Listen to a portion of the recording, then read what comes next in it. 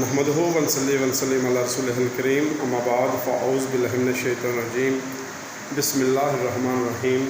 دیکھتی آنکھوں سنتے کانوں کو ناصر منچ کا سلام پہنچے۔ آپ دیکھ رہے ہیں میرا آفیشیل یوٹیوب چینل MNA منچ آفیشیل۔ معزز ناظرین، کچھ روز پہلے ہمارے ہمسایہ ملک ایران،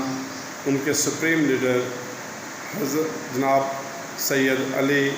خامنائی، جو کہ 28 فروری کو امریکہ اور اسرائیل کے حملے کے نتیجے میں شہید ہو گئے تھے، ان کا نماز جنازہ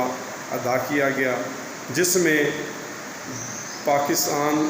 سعودی عرب، قطر اور دنیا بھر کے اسلامی ممالک سے وفود تشریف لے کے آئے تھے۔ پاکستان کی جانب سے سید عاصم منیر اور ہمارے وزیر اعظم شہباز شریف صاحب اور دیگر مشیر اور وزراء حضرات وفد میں شامل تھے،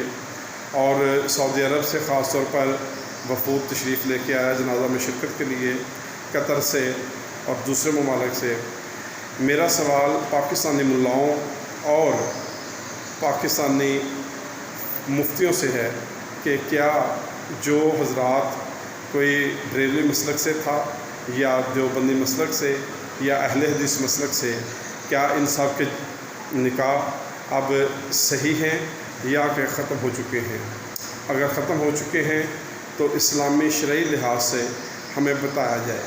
کیونکہ آج تک ہمارے پاکستانی معاشرے میں سارا کچھ ہماری نظروں کے سامنے ہے کہ کب کب جو ہے وہ مولویوں نے اپنی روٹی کی خاطر فتوے دے دیے کہ اس نے شیعہ کا جنازہ پڑھ لیا تو اس کا نکاح جو ہے وہ ختم ہو گیا، اس نے دیوبندی کا جنازہ پڑھ لیا اس کا نکاح ختم ہو گیا، اس نے بریلوی کا جنازہ پڑھ لیا تو اس کا نکاح ختم ہو گیا۔ مجھے تفصیل سے تمام مفتی حضرات اور تمام مولوی حضرات وہ بتائیں کہ اسلام کے اس حوالے سے کیا احکامات ہیں، کیا پاکستانی سربراہان اور دیگر ممالک کے سربراہان جو کہ ایران کے سپریم لیڈر کے جنازے میں شامل ہوئے ہیں، ان کے جنازے میں شامل ہوئے ہیں، ان تمام کا نکاح